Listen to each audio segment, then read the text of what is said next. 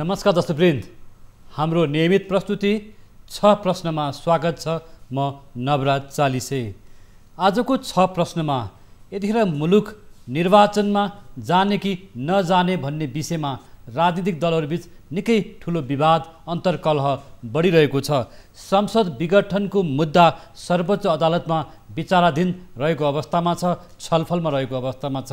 तर प्रधानमन्त्रीय पक्षीय नेकपा निर्वाचनमा जाने तयारीमा छ भने अर्को माधव नेपाल प्रचण्ड पक्षीय नेकपा निर्वाचनको विरुद्धमा सडक सङ्घर्षमा छ र संसद विघटनको मुद्दाका विषयमा यति बेला आफ्नो खालको धारणाहरू आइरहेको छ।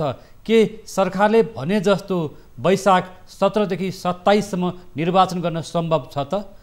यति बेला अधिकांश राजनीतिक दलहरू संसद विघटनको मुद्दा लिएर विरोधमा उत्रिएका छन् भने न्यायकर्मीहरूको विषयमा पनि विभिन्न खालको विचार मत ऐमतहरू आइरहेको छ र नेकपा पार्टीको विवादको टुङ्गो नलाग्दै अथवा यति बेला संसद विघटनको मुद्दा विचाराधीन रहेकै अवस्थामा मुलुक निर्वाचनमा जान मिल्छ कि मिल्दैन भन्ने पनि बहस चलिरहेको छ।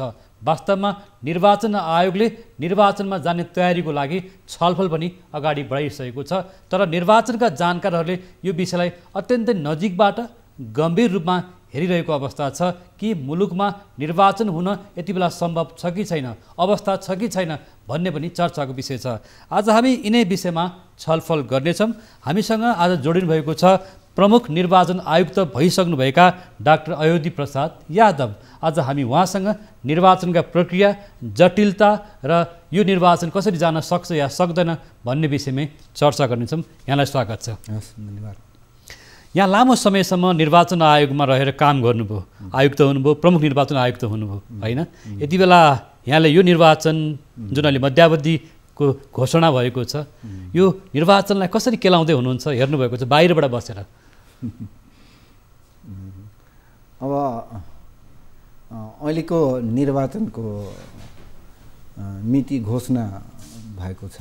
यो 81 घोषणा भएको मैले अनुभव गरेको र यस्तो किसिमको 81 घोषणा भएको इतिहासमा पहिलोचोटि होइन। 2069 ज्येष्ठ 14 गते पनि भएको थियो। त्यति बेला डाक्टर बाबुराम भट्टराई प्रधानमन्त्री हुनुहुन्थ्यो नि, संविधान सभा विघटन भयो नि त, अनएक्सपेक्टेड थियो नि त्यो कुराहरू पनि त। त्यसकारण यो बाहिर बसेर हामीले जुन किसिमबाट अहिले निर्वाचनको मिति घोषणा भयो नि, यो अलि म्याच्योर्ड जस्तो देखिन्छ। किनकि नेपाली जनताले त 2074मा जुन निर्वाचन हो त्यसको लागि 5 वर्षको म्यान्डेट दिएको छ नि राजनीतिक दलहरूलाई, उम्मेदवारहरूलाई। र त्यो अगावै अहिले जुन छ नि बिचमै निर्वाचनको परिस्थिति उत्पन्न हुँदाखेरि हामीले अलिकति अचम्म लागेको जस्तो छ अलिकति है। मलाई मात्रै होइन कि सम्पूर्ण नेपाली जनतालाई पनि, धेरै नेपालीहरूले पनि होइन, सबैलाई यो बिचमै मध्यावधि निर्वाचन, सरकार अहिले बहुमत दलको सरकार हो, करिब करिब 2/3 को करिब भएको पार्टीको सरकार हो नि त होइन। अब यो अवस्थामा जुन राजनीतिक परिदृश्यहरू देखिएको छ त्यसले गर्दाखेरि निर्वाचन असामयिक रूपमा असान्दर्भिक समयमा आएको जस्तो देखिन्छ। हजुर, यहाँले भन्नुभयो बेमौसमी बाजा जस्तो। यति बेला जनतालाई आफ्नै खालको समस्याहरू छन्। जनता कोभिडको महामारीमा परेको होइन, यो बिचमा होइन यहाँले भन्नुभएको अकस्मात निर्वाचन घोषणाले हामी निर्वाचनमा जाने मनस्थितिमै छैनौँ। तर निर्वाचनका प्रमुख आयुक्त जो प्राविधिक व्यक्ति पनि त्यहाँ हुन्छन् होइन, त्यहाँ रहेर काम गर्नुभएको त्यस्ता व्यक्तिहरू, विज्ञहरूले अथवा प्राविधिकहरूले यो निर्वाचन गर्न सक्ने अवस्था त छैन भन्ने खालको सुझाव दिन मिल्छ कि मिल्दैन?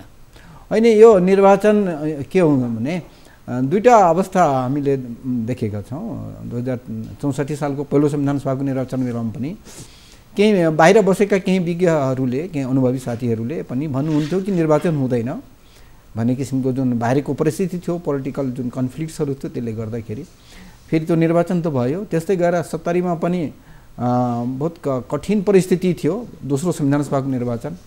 र संविधान निर्माण भइसकेपछि जब निर्वाचन स्थानीय तहको निर्वाचनको लागि प्रदेश र प्रतिनिधिसभा निर्वाचनको लागि जब हामी अगाडि बढ्यौँ त्यति बेला पनि निर्वाचन हुँदैन भन्ने किसिमको त व्यापक रूपमा मलाई व्यक्तिगत रूपमा सामूहिक रूपमा विभिन्न सञ्चार माध्यममा विभिन्न विज्ञहरूले अब अनुभवी साथीहरूले धेरै आम नागरिकले पनि मिडियाको पनि के थियो भने यो निर्वाचन त हुनै सक्दैन, निर्वाचन हुनेमा करिब 90% पिपुलको त विश्वासै थिएन। त्यो अवस्थामा स्थानीय तहको निर्वाचन त्यति बेला नेपाली जनताहरू मिलेर सम्पन्न गरेको छ नि। त्यसकारण के हो भने स्थानीय निर्वाचनमा नेपाली जनतालाई एउटा उत्साह थियो, उमङ्ग थियो हैन त? त्यस्तै के भने निर्वाचन निर्वाचन छैन। अहिलेको अवस्थामा पनि के छ भने नेपाली अब राजनीतिक परिस्थिति जस्तो उत्पन्न भएको छ त्यसले त निकास त दिनुपर्छ फेरि, र निकास भनेको डेमोक्रेसीमा इलेक्सन नै हो। त इलेक्सनको लागि नेपाली जनताले फेरि त निर्वाचनमा सहभागी हुन्छन् र अहिले पनि जुन किसिमबाट वातावरण हामीले सुनिराखेका छौँ, देखिराखेका छौँ, मैले त बोलेको छैन कि निर्वाचन हुँदैन। निर्वाचन किन हुँदैन? निर्वाचनको मिति सरकारले घोषणा गरेको छ, सामान्य राष्ट्रपतिबाट घोषणा गरिएको छ। त्यसको लागि निर्वाचन आयोग तयार भएर अगाडि बढ्नुपर्छ। त्यसको लागि विभिन्न स्टेक होल्डरहरू हुन्छ, पोलिटिकल पार्टी है मुख्य स्टेक होल्डर हो, सरकार पनि छन्, त्यसको आन्तरिक र बाहिरी कुराहरू पनि छन्। त्यसकारण निर्वाचन हुँदैन भन्ने किसिमको एउटा अनुमान गर्नुभन्दा पनि निर्वाचन को लागि के आवश्यक परिस्थितिहरू छन्, मुख्य विषय त्यो हो। त्यसका निर्वाचनलाई प्रभावित पार्ने अहिले कोर्ट छ, सुप्रिम कोर्टमा जुन किसिमबाट अहिले त्यहाँ रिटहरू परेको छ, त्यो महत्त्वपूर्ण पक्ष हो निर्वाचन हुने या नहुने कुरामा। यदि निर्वाचन हुने किसिमको डिसिजनहरू भयो भने कोर्टबाट त निर्वाचन हुन्छ, निर्वाचन किन हुँदैन? जस्तो यति नै बेला यहाँले भन्नुभएको थियो संसद विघटनको मुद्दा सर्वोच्च अदालतमा विचाराधीन अवस्थामा रहेको छ हैन, र सत्तारूढ दल नेकपा नै दुईवटा चाहिँ भागमा बाँडिएको छ, दुईवटा भनौँ न दुईटा वर्ग अथवा दुईटा पक्ष भएर निर्वाचन आयोगमा गएको छ। निर्वाचन चुनाव चिन्ह मलाई चाहिन्छ, हामीलाई चाहिन्छ भनेरको अवस्था छ। यो जटिल अवस्था होइन? जटिल त जहिले पनि जटिल हुन्छ, डेमोक्रेसीमा जो हुन्छन् धेरै जटिलताहरू आउँछन्। किनकि डेमोक्रेसी भनेको वान म्यान रुल होइन, मल्टी पार्टी सिस्टम हुन्छ, टु पार्टी सिस्टम हुन्छ। त्यो अवस्थामा अप्ठ्याराहरू हुन्छ, कठिनाइहरू हुन्छन्। त्यसकारण अहिलेको जुन अवस्था छ दलीय अवस्था छ, यो अवस्थामा दलहरू बिचको सहमति ब्रेक भयो भने त्यहाँ समस्या उत्पन्न हुन्छ। अहिले प्रधानमन्त्री केपी शर्मा ओलीले जबरजस्ती निर्वाचनमा जाने वातावरण बनाउनु भयो भने अन्य दलहरूले भाग लिएनन्, बहिष्कार गर्ने अवस्था आयो भने के हुन्छ? होइन, त्यो अवस्था त अलग हो। राजनीति हामीले इतिहासमा पनि त्यस्तो किसिमको विगतको निर्वाचनको अवस्था हेर्दाखेरि निर्वाचन त राजा ज्ञानेन्द्रले पनि गराएकै थिए। त्यही भन्दैछु, 2070 मङ्सिर 7 गतेको निर्वाचनको मिति तत्कालीन प्रधानमन्त्री डाक्टर बाबुराम भट्टराईले घोषणा गर्नुभएको थियो। तर दलीय सहमतिको वातावरण नभएको हुनाले त्यति बेला निर्वाचन आयोगले 2070 सालको श्रावण 15 गते हामीले निर्वाचन आयोगले तत्कालीन निर्वाचन आयोगले लेखेर हामीले पठायौँ नेपाल सरकारलाई कि दलीय सहमति नभएको हुनाले र कानुनको समेत अभाव भएको हुनाले मङ्सिरको निर्वाचन हुन सक्ने अवस्था छैन भनेर हामी लेखेर पठाएका थियौँ। त्यति बेला पनि जुन दोस्रो संविधान सभाको निर्वाचनको 2069 सालमा जुन पहिलो संविधान सभा विघटन भयो र दोस्रो संविधान सभाको लागि मिति जुन घोषणा भयो, त त्यसको लागि हामीले 2069 श्रावण 15 गते तत्कालीन निर्वाचन आयोगमा हामी 3 जना आयुक्त थियौँ, हामीले निर्णय गरेर नेपाल सरकारले पठायौँ। त दलीय सहमति जुन बिना दलको निर्वाचन त हुँदैन नि, नेपाल सरकारले मात्रै भाग लिएर हुन्छ। नेपाल सरकारमा जो दल छन् त्यो दल मात्रै सहभागी भएर पनि हुँदैन।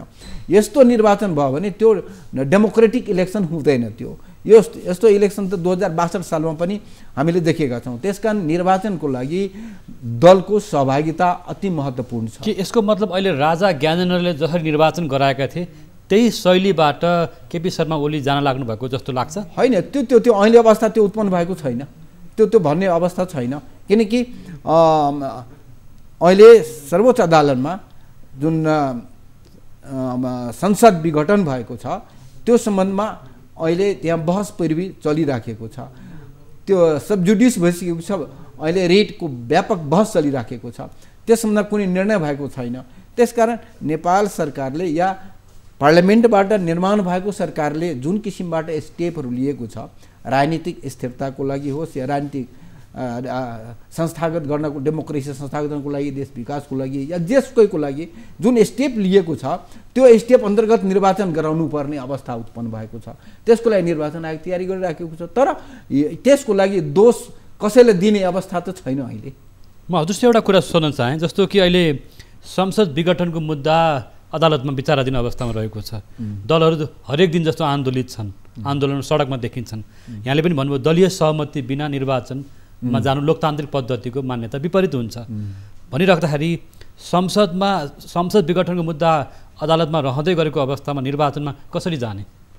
होइन, त्यो त संसद जबसम्म कोर्टबाट डिसिजन हुँदैन, कोर्टबाट दुईटै डिसिजन हुनसक्छ नि त। संसद या त पुनर्स्थापना भयो भने निर्वाचन त्यसै पनि सुस्त भइहाल्छ, निर्वाचन जानुपर्ने अवस्था हुँदैन, निर्वाचनको सम्पूर्ण कार्यक्रम फेरि आफ्नै ठाउँमा जान्छ, स्थगित हुन्छन्।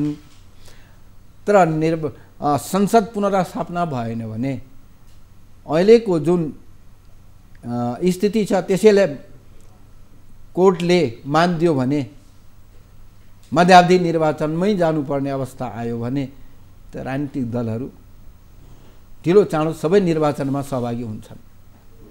यदि संसद विघटनकै मुद्दा फैसला भयो अथवा त्यही खालको मान्यता रह्यो भने कि वैशाखमा निर्वाचन हुन सक्छ जस्तो लाग्छ यहाँलाई? वैशाखमा किन हुन सक्दैन? वैशाखमा निर्वाचन मैले भने नि सबै मिलेर गयो भने त वैशाखमा निर्वाचन त हुन्छ। एउटा त्यो डेडलाइन छ, निश्चित समय छ। त्यो निश्चित समयमा सबै राजनीतिक दलहरू सहमत भएर र सबै राजनीतिक दलहरूलाई एउटै बोटमा लग्ने काम पनि वर्तमान राजनीतिक दल, वर्तमान नेपाल सरकारको पनि हो। तर दलीय सहमति त देखिएको छैन निर्वाचनको लागि। होइन, यो अवस्था प्रत्येक निर्वाचनको बेलामा हामीले भोगेका छौँ। 2064 सालमा पनि संविधान सभा हुने बेलामा, 70मा पनि, र म 2074 सालमा मेरो नेतृत्वमा जुन निर्वाचन हो त्यति बेला पनि दलीय असहमतिका कुराहरू थियो। तपाईँलाई थाहा छ नि त, 6वटा राजनीतिक दलहरू जुन तमलोपा, सद्भावना पार्टी लगायत 6वटा राजनीतिक दलहरूको निर्वाचन चिन्ह सम्बन्धमा उनीहरूले पार्टी फेरि जनता पार्टी निर्माण गरेपछि एउटा निर्वाचन चिन्ह लिने अनि स्थानीय तहमा निर्वाचन भाग नलिने, जसले गर्दाखेरि अनेक किसिमको जटिलताहरूले गर्दाखेरि 3 चोटिमा निर्वाचन भयो स्थानीय तहको, हो नि त। त्यो त राजनीतिक दलहरूको बिचको असहमति ले गर्दाखेरि समय बढ्यो। अहिले पनि राजनीतिक दलहरूको बिचको सहमति अति आवश्यक छ। डेमोक्रेसीमा बहुदलीय प्रतिस्पर्धात्मक राजनीतिक व्यवस्था हाम्रो संविधानले स्वीकार गरेको छ।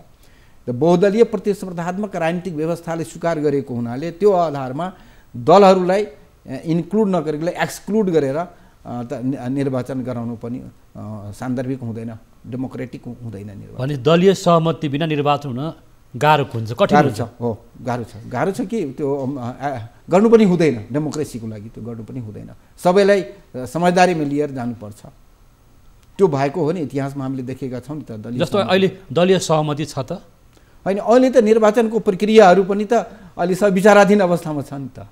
अहिले फुल फ्लेज कुनै किसिमको कार्यक्रमहरू आइराखेको छैन नि। यहाँलाई जस्तो यहाँ अब एउटा राजनीतिक प्रश्न पनि हुनसक्छ यो, होइन? यति बेला स्वतन्त्र बुद्धिजीवी पनि हुनुहुन्छ आफै पनि। यो निर्वाचन पनि एउटा ग्रान्ड डिजाइन भन्ने गरिन्छ, यो निर्वाचन नै हुँदैन, यो हल्ला मात्रै निर्वाचन गरेको हो, यो निर्वाचन पर सर्छ अथवा हुँदैन भन्ने पनि पक्षहरू देखिन्छ नि त। यो पक्ष त स्वाभाविक रूपमा म भने नि मैले, त्यो 90% people were in against of the election and confused. 2074 सालमा स्थानीय तहको निर्वाचनको लागि यो अवस्था थियो भने त्यति बेला त जनताले फरक अवस्था हो। अहिले त निर्वाचन आयोगले सबै व्यवस्थापन गरिसकेपछि, होइन, सबै व्यवस्थापन गरिसकेपछि मतदानको दिनमा सबै नेपाली जनताहरू, मतदाताहरू लाम लागेर मतदान गरे नि त। त्यो के भने अविश्वासलाई विश्वासमा परिवर्तन गर्नुपर्छ। त्यो च्यालेन्ज हो एउटा। जुन त्यो अविश्वास किन उत्पन्न भएको छ भने हाम्रो पोलिटिकल सिचुएसनले गर्दाखेरि, पोलिटिकल पार्टीहरूको जुन व्यवहार छ त्यसले गर्दाखेरि, होइन, र सरकारको जुन कामको व्यवहार छ त्यसले गर्दाखेरि नि जनताहरूमा यस किसिमको एउटा अविश्वास उत्पन्न हुन्छ। अविश्वासको कारण के हो? किन जनताहरूले निर्वाचन हुँदैन भनिराखेको छ। त्यो कारणलाई पत्ता लगाएपछि निश्चित रूपमा निर्वाचन नहुने कुरै छैन, निर्वाचन त हुन्छ। एकातिर निर्वाचनको मिति पनि तय गरिएको छ, अर्कोतिर राजनीतिक नियुक्तिहरू धमाधम गर्न थालिएको छ। होइन, यो यो यो अलग कुरा हो। अब राजनीतिक नियुक्तिहरू गर्ने नेपाल सरकारको आफ्नो जुन कार्यक्षेत्रभित्रको कुरा हो कि होइन, यो निर्वाचन आयोगले या मैले भन्ने कुरा पनि होइन यो। तर के भने निर्वाचनको कार्यक्रम सुरु भइसकेपछि र अहिलेको जुन सरकार जुन अवस्थामा आइपुगेको छ, अब संसदविहीन अवस्थामा सरकार छ, यो सरकार भनेको दुनियाँमा जहाँसुकै पनि निर्वाचनको लागि एउटा विशेष किसिमको केयरटेकर गभर्मेन्टको रूपमा हुन जान्छ। तर नेपालको प्र्याक्टिस हेर्दाखेरि दुःख लाग्छ। पहिले पनि जुन 2टा संविधान सभाको निर्वाचन र एउटा संविधान अनुसारको सबै निर्वाचन, वडा सदस्यदेखि लिएर राष्ट्रपति उपराष्ट्रपतिसम्मको निर्वाचनको बेलाको सरकारहरू हुँदाखेरि पनि यो भ्यालुएसन गरेकै हो है। त्यति बेलासम्म पनि त्यो एउटा के भने यो ट्रेन्ड जुन छ नि देखिराखेको छ। त्यति बेलाको पनि सरकारले निर्वाचनको मिति घोषणा भएको छ, निर्वाचन आयोग निर्वाचन सम्बन्धी सम्पूर्ण कार्यक्रम लिएर अगाडि बढिराखेको अवस्था छ, आचार संहिता लागू गरिएको छ, विभिन्न राजनीतिक दलहरूले नेपाल सरकारलाई वार्न गरिराखेको छ कि यस्तो नगरौँ भनेर। तर त्यति बेलाको नेपाल सरकारले आफ्नो हिसाबबाट नियुक्ति गर्ने, मन्त्रीमण्डल विस्तार गर्ने होइन कार्यक्रमहरू पनि त्यति बेला पनि भएको हो र बहुत अप्ठ्यारो हुन्थ्यो सरकारले नियन्त्रण गर्नको लागि निर्वाचन आयोगलाई पनि। त्यसकारण के भने यो प्र्याक्टिस जुन छ नन डेमोक्रेटिक प्र्याक्टिस हो। यो प्र्याक्टिसलाई सबैले रोक्न प्रयास गर्नुपर्छ। यस्तो गर्नु हुँदैन। निर्वाचनको कार्यक्रम अगाडि आइसकेपछि, केयरटेकर गभर्मेन्ट भइसकेपछि, जस्तो कि मैले नै भन्नु पर्दाखेरि 74 सालमा स्थानीय तहको निर्वाचन हो, प्रदेश र प्रतिनिधि सभाको निर्वाचन हो। त्यति बेला म थिएँ, म पनि कतिपय कुरामा लाचार छाया हुन गएको थिएँ है, भन्नु नपर्ने हो। तर अहिले त त्यो कन्फेस गर्नुपर्ने हुन्छ। र मेरो टार्गेट थियो कि निर्वाचन स्वतन्त्र स्वच्छ रूपमा सम्पन्न गराउने। सरकारले सहयोग गरिराखेको थियो, तर सरकारले निर्वाचनको अवधिमा जुन किसिमबाट मन्त्रीमण्डल विस्तार गर्ने नियुक्तिहरू गरेको थियो, त्यो त्यति बेलाको लागि बडा अप्ठ्यारो थियो रोक्नको लागि। त्यस्तो अवस्थामा निर्वाचन आयोग त एउटा स्वतन्त्र एउटा निकाय हो, स्वायत्त निकाय पनि हो, उसले बोल्न सक्दैन? होइन, बोलेको त धेरै बोलेका थियौँ हामी, धेरै रोकेको पनि थियौँ, नरोकेको होइन, धेरै गरेका थियौँ। तर सरकारले यस्ता कामहरू तर फाटफुट गरिराखेको थियो पहिले पनि, अहिले पनि गरिराखेको। देखियो भने पछिल्लो दिनहरूमा अथवा राजनीतिक एउटा घटनाक्रमलाई हेर्दाखेरि हामी कहाँ निर्वाचन आयोग, लोकसेवा आयोग, अख्तियार दुरुपयोग अनुसन्धान आयोग अथवा अदालत होला, न्यायालय होला, ती सबै एउटा भनौँ न अथवा एउटा चाहिँ सरकारको कब्जामा अथवा इसारामा चल्ने हो भने कसरी एउटा लोकतान्त्रिक पद्धतिको विकास होला? यो अलि गम्भीर विषय हो। त्यसै कारण मैले भने यसको लागि सबै आखिर 2047-48मा जनआन्दोलन, पहिलो जनआन्दोलनपछि जुन पोलिटिकल प्लेयरहरू थिए, पोलिटिकल पार्टीहरू थिए, प्रधानमन्त्री भए, मन्त्री भए, आखिर उहाँहरू नै अहिलेसम्म त आइराख्नु भएको छ नि त। उहाँहरूले सबै किसिमको अनुभव छ नि त। कतिचोटि निर्वाचन भयो, कतिचोटि मध्यावधि भयो, कुन समयमा कसरी नियुक्तिहरू भए, यी सबै कुराहरू अहिले जुन छन् आइराखेको छ नि त। अहिले पनि जुन यहाँले जुन चासो राख्नुभयो, निर्वाचन घोषणा भइसकेपछि निर्वाचनको अवधिमा यस्ता नियुक्तिहरू गर्नु हुँदैन। सरकारसँग प्रशस्त समय थियो नि त अहिले पनि, र पहिलेको सरकारले पनि प्रशस्त समय हुन्छ नि त। त्यो आफ्नो कार्यकालमा, समयावधिमा, फ्री पिरियडमा, निर्वाचन घोषणा नभएको समयमा गर्नुपर्ने काम निर्वाचनको मिति घोषणा भएपछि गर्नु सुहाउँदैन। दुनियाँमा कतै पनि त्यस्तो हुँदैन, गर्नु पनि हुँदैन। यो नन डेमोक्रेटिक एक्टिभिटी हो। इलेक्सन को जुन नर्म हो त्योभन्दा अलिक फरक हो यो। हजुर, अब अलिकति प्राविधिक प्रश्न। यहाँ आयोगमा लामो समय बस्नुभयो, प्रमुख आयुक्त हुनुभयो होइन? जस्तो अहिले सत्ता पक्ष अथवा सत्तारूढ दल नेकपामा के देखिएको छ भने ठुलो विवाद देखिएको छ। प्रधानमन्त्री केपी शर्मा ओली नेकपा एउटा पक्ष निर्वाचनमा जान तयारी गर्दैछ भने अर्को प्रचण्ड माधव नेपाल समूह निर्वाचनको विरुद्धमा सडकमा छ र दुवै पक्ष, दुवै नेकपा चाहिँ चुनाव चिन्ह सूर्य मलाई चाहिन्छ, मेरो हो, म आधिकारिक हुँ भनेर निर्वाचन आयोग गएको छ। गाह्रो छ नि होइन? गाह्रो छ। अब यसमा दबाब होला अथवा धेरै कुराहरू होला। अब जतिसुकै गाह्रो भए पनि जहाँ समस्या हुन्छ त्यसको समाधान पनि त्यो समस्याले नै लिएर आएको हुन्छ। यो कुरा हामीले जहिले पनि विचार गर्नुपर्ने छ। समस्या हो भनेर पछि पर्नु, भाग्नु हुँदैन। किनकि त्यो जिम्मेवारी लिएर बसेको अथोरिटीहरू जुन छ नि, पदाधिकारीहरू हुनुहुन्छ, र समस्या छ भने समाधान त्यहाँ छ नि, कानुन छ होइन। राजनीतिक दल सम्बन्धी ऐन छ, निर्वाचन आयोग सम्बन्धी ऐन छ, संविधान छ, होइन। विगतका नजिरका थुप्रै नजिरहरू छन्। वर्तमान राजनीतिक अवस्थामा देखिएका विसङ्गतिका कुराहरू छन्। डेमोक्रेसीलाई सेभ गर्ने, बचाउने, होइन, गणतन्त्रलाई बचाउने यी सबै कुराहरूको जिम्मेवारी पनि निर्वाचन आयोगले नलिएको त होइन नै, पर्ने हुन्छ। र निर्वाचन आयोगको एउटा क्रेडिबिलिटी छ, इन्टिग्रिटी छ, होइन। त्यो सब कुराहरूको पनि जिम्मेवारी निर्वाचन आयोगले लिएको छ भने यी विवाद जुन छ नि, यो विवादलाई समाधान गर्न सक्ने, सजिलै गर्न सकिन्छ, कुनै अप्ठ्यारो हुँदैन, ठुलो कुरा होइन यो। न्यायिक मानसिकताले, न्याय मानसिकले स्वतन्त्र रूपमा, निष्पक्ष रूपमा यो विवादलाई टुङ्गो लगाउन सकिन्छ। तर दुवै पक्षका नेताहरूले आफ्नो अडान र दाबी गर्दै आएका छन् नि त। अनि यस्ता निर्वाचन आयोगको सामनेमा जति बेला पनि पहिलेको अनुभव हुँदा मैले बताउन चाहन्छु, पहिले पनि यस्तै किसिमबाट राजनीतिक दलका शीर्ष नेताहरूले राजनीतिक पार्टी विभाजन हुँदाखेरि अधिकारिताको सम्बन्धमा अनेक किसिमको हामीलाई भनसुन गर्ने, होइन, काम नभएको होइन। र अहिले पनि स्वाभाविक रूपमा एउटै दलबाट यत्रो छोटो समयावधिमा पार्टीको जुन स्प्लिट भएको छ, दुई पक्ष निर्माण भएको छ, कानुनी रूपमा त होइन अहिले जुन छ उहाँहरूले। तर दुई पक्षीय नेताहरूको आमसभा, घोषणा सभा अथवा उहाँहरूको भनौँ न कार्यक्रममा बोलेको भाषा सुन्यौँ भने एकदम चेतावनीपूर्ण भाषा, घुमाउरो शैलीबाट बोलिराख्नु भएको छ। उहाँहरूले के बोल्नुहुन्छ त्योसँग निर्वाचन आयोगले हामीलाई कन्सल्ट राख्नु पनि हुँदैन। निर्वाचन आयोग उहाँहरूको भाषा चाहिँ त्यो भाषा नियन्त्रण गर्नुपर्छ। जहिले पनि भाषा जुन छ संयमी हुनुपर्छ सबैको। म एउटा नेपाली नागरिकको हिसाबबाट भन्दाखेरि कि जुन नेताहरूले पनि डेमोक्रेटिक ल्याङ्ग्वेजहरू जुन छ नि युज गर्नुपर्छ, कोअपरेसन, कोअर्डिनेसन जस्ता कुराहरू। किन इतिहासमा देखिएको छ कि जस्तो अहिले पनि के देखिन्छ भन्दा संसद विघटनको मुद्दा अदालतमा छ, तर उहाँले चुनावै भइसकेको जस्तो गरी बोलिरहनु भएको छ। होइन, त्यो राजनीतिक दलहरूको एउटा स्वभाव पनि हो, जसले पनि आफ्नो पार्टीको स्थापित गर्नलाई, विस्तार गर्नलाई, जनतालाई, कार्यकर्तालाई, होइन, त्यस किसिमले बोल्नुहुन्छ। तर के भने कोर्टलाई या निर्वाचन आयोगमा गइसकेको विषय, त्यो विषयलाई प्रभावित पार्ने किसिमबाट कसैले बोल्नु हुँदैन। तर एउटा प्रश्न पनि फेरि जोड्न चाहेँ मैले यहाँलाई, जस्तो नेकपा पार्टीकै विवादको विषय लिएर ऋषि कट्टेलले नेकपा पार्टीको विषयमा अदालतमा मुद्दा छ अथवा मुद्दा हाल्नुभएको अवस्था छ, होइन? यो अवस्था झन् जटिल होइन र? होइन, जटिलको त्यति बेला म थिएँ जुन बेला यो नेपाल कम्युनिस्ट पार्टीको ब्राकेटमा नेकपा भनेर दर्ता भयो, त्यति बेला म थिएँ, मेरो प्रमुख निर्वाचन आयुक्तमा थिएँ। र यो 2075 जेठ 3 गते दर्ता भएको हो। ऋषि कट्टेलजीकै हो? होइन, ऋषि कट्टेलको त्योभन्दा अगाडिदेखि थियो। अब त्यो अगाडिदेखि थियो भने त्यही नामको पार्टी दर्ता हुनु हुँदैन भन्ने किसिमबाट हामीले भन्यौँ कि त्यति बेला नेकपा माओवादी केन्द्र र नेकपा एमाले पूर्व दुइटै जुन एकीकरण भयो। त्यो दिन संजोगले म आँखाको अपरेसनको लागि हस्पिटलमा थिएँ। अनि बेडबाट उठेर आएर अब त्यति बेलाको तत्कालीन दुवै पार्टीका शीर्ष नेताहरू, अध्यक्षहरू आएर पार्टी दर्ता गराउनु भयो।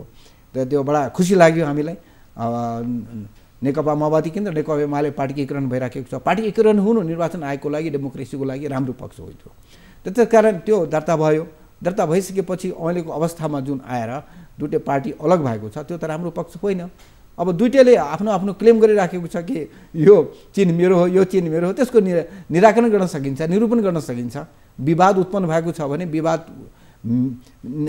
निरूपण गर्नको लागि कानुनलाई टेक्नुपर्छ। टुल हो नि त, लेगल टुल्सहरू थुप्रै छ। यहाँले भन्नुभयो नि निर्वाचन आयोगका प्रमुख आयुक्त या आयुक्त अथवा आयोगका पदाधिकारीलाई भनसुन गरिन्छ। अहिले त भनौँ न पूर्व प्रधानमन्त्रीहरू सडकमा देखिएको छ, होइन? प्रधानमन्त्री सत्तामा हुनुहुन्छ, पार्टी उहाँहरूकै हो, हिजोको उहाँहरू एकै ठाउँमा हुनुहुन्थ्यो। झन् बढी डरलाग्दो उहाँहरू बिच कटाक्षेप भइरहेको छ। यस्तो अवस्थामा आयोगले निर्णय गर्दा त ठुलो हिम्मत गर्नु पर्ला। एकदम ठुलो हिम्मत गर्नुपर्छ। आयोगले न्यायिक मानसिकताले ठुलो हिम्मत गरेर गर्नुपर्छ। हामीले पहिले पनि गरेका छौँ, होइन? त्यो हिम्मत गर्न सक्छ आयोगले? किन अहिलेको आयोगले किन गर्न सक्दैन? मैले भने नि आयोगमा गइसकेपछि आयोगमा नि राजनीतिक रङ दिन खोजिन्छ, राजनीतिक प्राणीहरू देखिन्छ। त्यो अहिलेसम्म देखिएको छैन। आयोगको पनि आफ्नो काम गर्ने जुन छ नि, त्यो कानुनलाई टेकेर, मैले भने नि कानुनलाई, लेगल टुल छ, संविधान छ, कानुन छ, त्यसको आधारमा निर्वाचन आयोग अगाडि बढ्नुपर्ने हो। त्यही अनुसार अगाडि बढ्छन्, त्यही अनुसार अगाडि बढ्छन्। अहिलेसम्मको प्र्याक्टिस पनि त्यही हो दुनियाँमा पनि। र बाहिर गएर विभिन्न किसिमको, अब नेपाल हो नि त आजदेखि मात्रै हो र जुन बेलादेखि यहाँ निर्वाचन 2062-63 को जनआन्दोलन पश्चात जतिसुकै नियुक्तिहरू भएका छन् सबैमा लेबल लागेको छ नि त, कतै न कतै जुनसुकै संस्थामा। त्यसकारण फलानु दलको हो, फलानु दलको हो, फल्ना पार्टीको हो, फल्ना पक्षको हो भनेर भनिन्छन्। जेसुकै भनोस्, तर काम गर्ने बेलामा उहाँ कति सफलतापूर्वक काम गर्नुहुन्छ, मुख्य विषय त त्यो हो। मान्छे त आखिर आकाशबाट ल्याउँदै होइन नि त। आखिर यहाँ राजनीतिक समाज छ। एउटा कुरा अहिलेको निर्वाचन आयोगको पदाधिकारीमाथि आरोप लगाउने, म हुँदाखेरि पनि मलाई पनि आरोप लगाएको थियो यो फलानु कोटाबाट आएको छ भनेर। अब त्यो कोटाबाट जहाँसुकैपट्टि आयो भने तपाईँको राजनीतिक आन्दोलनको बाट सफलता प्राप्त गरेको र त्यो संरचना निर्माण भएको छ, संसद निर्माण भएको छ दलबाट, हैन। त्यसपछि जे जुन संवैधानिक परिषद छ त्यसमा त्यो दलका मान्छेहरू नै छन्। अब मान्छे कहाँबाट ल्याउँछन्? त्यही युनिभर्सिटीबाट, त्यही ओकालबाट, हैन, त्यही सचिवहरूकोबाट। त्यो एउटा स्रोत के हो मान्छे ल्याउने?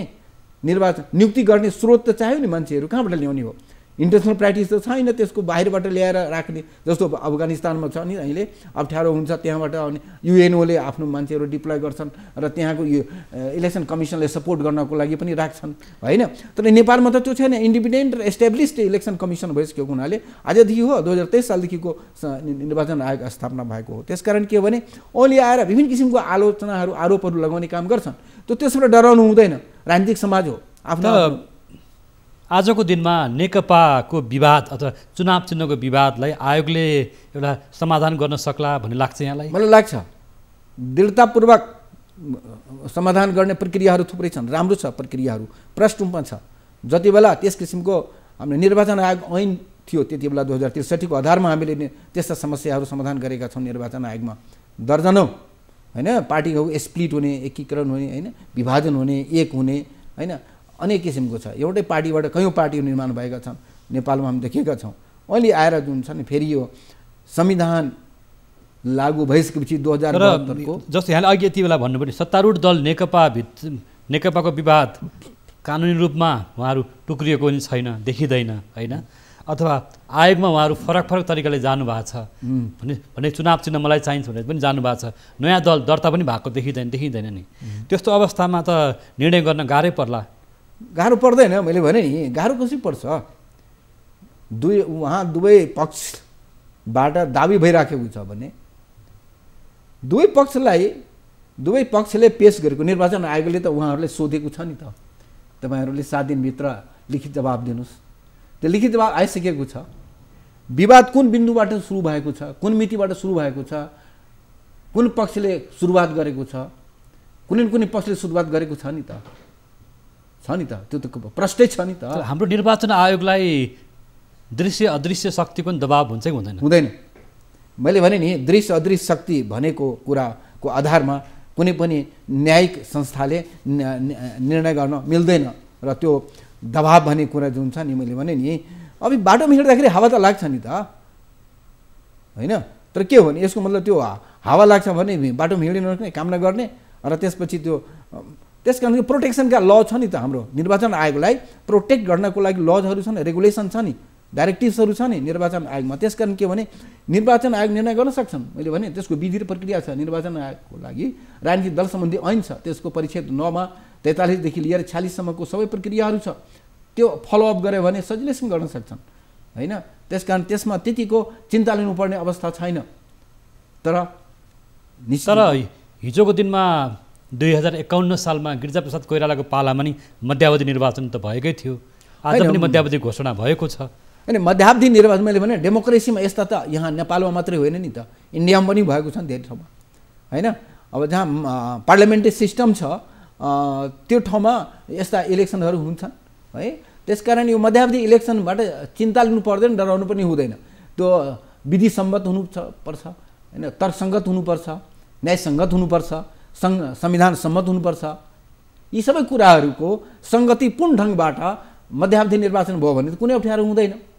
त्यसकारण के भने 2051 सालको जुन यहाँले उदाहरण दिनुभयो त्यति बेला पनि संसदमा आफ्नै दलबाट बहुमत प्राप्त नभएपछि, समर्थन नभएपछि के भयो? संसद विघटन गरेर मध्यावधि भयो निर्वाचन। थोरै छोटो समयमा नै निर्वाचन गरेको थियो नि निर्वाचन आयोगले।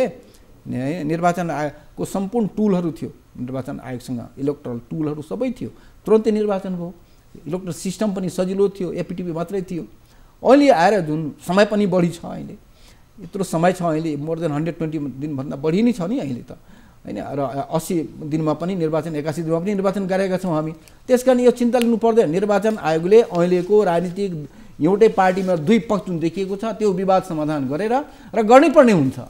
यदि कोर्टले अहिले विचाराधीन मुद्दा जुन छ नि संसद पुनर्स्थापना गरेन भने निर्वाचन त जानुपर्छ। निर्वाचनमा जानुभन्दा अगाडि, कार्यक्रम लाग्नुभन्दा अगाडि निर्वाचन आयोगले यो दुईटा पक्षको, नेकपा भित्रको दुईटै पक्षको विवादलाई निरूपण गर्नै पर्ने हुन्छ र गर्दाखेरि त्यो कानुनलाई टेकेर नै गर्नुपर्ने हुन्छ। विवादलाई निरूपण नगरिकन जान सकिँदैन। तर उहाँहरूको विवाद त लम्बिँदै जाने देखिन्छ नि त। होइन, लम्बिँदैन। त्यसको समयावधि तोकिएको छ 45 दिनभित्र। लिखित जवाब पेश भइसकेपछि त्यसको 45 दिनभित्र निर्वाचन आयोगले जुन विवाद छ त्यसको निरूपण गर्नुपर्ने हुन्छ। त्यसो त कानुनमा किटान गरेको छ, पर्नै छ। निर्वाचन आयोग जुन छ बाध्य छ त्यो गर्नै पर्ने हुन्छ। केही न केही बोल्नुपर्ने हुन्छ। या विवाद समाधान गरेर दुईटै पार्टी मात्रै एउटा पार्टीलाई अधिकारिता दिने होइन भने दुईटै पार्टी मिलेर जाऊ निर्वाचनमा भनेर पनि भन्न सक्छन्। किनकि यो प्र्याक्टिस पनि हामीले 7 पार्टीको गरेका छौँ 2064 सालमा, त्यो पनि देखिएको छ। त्यसकारण विगतका प्रेसिडेन्ट्सहरू थुप्रै छन्, त्यसलाई पनि आधार मानेर अहिलेको कानुनलाई पनि टेकेर राम्रोसँग दलहरूसँग सहमति गरेर छलफल गरेर संवाद गराएर हैन मेडिएसनको भूमिका निर्वाह गरेर गर्दाखेरि कुनै ठुलो कुरा होइन। जस्तो यहाँले मतलब निर्वाचनको प्राविधिक पक्ष, प्रशासनिक पक्ष अथवा सुरक्षाका पक्षहरू जोडिसक्नु भएको छ। अन्तिममा यहाँ लामो समय निर्वाचन आयोगमा प्रमुख आयुक्त र भनौँ 2 कार्यकाल बस्नुभयो। त्यसकारणले गर्दा अहिलेको दलीय असहमति, असन्तुष्टि अथवा राष्ट्रपतिको भूमिका अथवा प्रधानमन्त्रीले हठात संसद विघटन गर्नुभयो भन्ने जस्ता विषयवस्तु पनि आइरहँदा विभिन्न खालका कोणबाट हेरिएको छ। अन्तिममा के भन्नुहुन्छ? अहिले नेपाली जनताले निकै लामो सङ्घर्ष बलिदानबाट जुन संविधान प्राप्त गरेको छ र यस्तो लोकतान्त्रिक गणतन्त्र संहिता, धर्मनिरपेक्षता, समाजवादी उन्मुख जुन समावेशी अत्यन्त महत्त्वपूर्ण विशेषासहितको संविधान प्राप्त गरेको छ र त्यसको कार्यान्वयन पूर्ण रूपमा कार्यान्वयन गर्नको लागि अहिलेको जिम्मेवारी राजनीतिक दलहरूकै काँधमा छ। तर असामयिक रूपमा बीचमै यत्रो कठिन परिस्थितिमा निर्वाचन सम्पन्न गरेका थियौँ हामीले नेपाली जनताले र 5 वर्षको समयावधि सरकारलाई, राजनीतिक दलहरूलाई दिएको थियो। तर असमयमै यस किसिमको दुर्घटनामा परेको हुनाले यो दुर्घटनाबाट अबको लोकतन्त्रलाई, गणतन्त्रलाई बचाउनको लागि अहिलेको जिम्मेवार राजनीतिक दलहरू, सम्मान्य राष्ट्रपतिज्यू, सम्मान्य प्रधानमन्त्रीज्यू र सबै राजनीतिक दलका शीर्ष नेताहरू सबैलेसँग म आग्रह गर्न चाहन्छु कि save the nation, save the democracy म आग्रह गर्न चाहन्छु। त निर्वाचनबाट डराउनु पनि हुँदैन। यहाँ संस्था कोर्टले के निर्णय दिन्छ, निर्वाचन आयोगले के निर्णय दिन्छ, सबैलाई विचार गरेर सबै एकै ठाउँमा आउँ।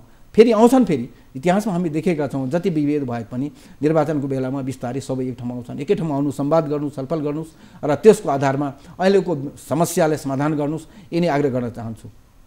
हस् त, हस्, यहाँले राम्रो विचार राख्नुभयो। एउटा दलीय सहमति, एउटा लोकतान्त्रिक पद्धति र मान्यता अनुरूप मुलुक अगाडि बढोस् भन्ने यहाँको कामना पनि रह्यो। यहाँको अनुभवी विचार र समयको लागि पनि धन्यवाद। दर्शकवृन्द, आज हामीले निर्वाचन यति बेला सम्भव छ कि छैन र निर्वाचनमा जाँदै गर्दा राजनीतिक दलहरूबीच दलीय सहमति आवश्यक छ कि छैन अथवा सत्तारूढ दल नेकपा भित्रको विवाद किनारा लागेकै छैन र सर्वोच्चमा यतिखेर संसद विघटनको मुद्दा विचाराधीन रहेको अवस्थामा कसरी दलीय सहमतिका साथ लोकतान्त्रिक पद्धतिबाट अगाडि बढ्ने भन्ने विषयमा र निर्वाचन पनि एउटा निकास हुनसक्छ भन्ने कुरा पनि राख्नुभएको छ पूर्व प्रमुख निर्वाचन आयुक्त डाक्टर अयोधी प्रसाद यादवले। डाक्टर यादवको विचार सँगसँगै आजको नियमित प्रस्तुति 6 प्रश्नको पनि समय पुरा भएको छ। हामी बिदा माग्छौँ। नमस्कार।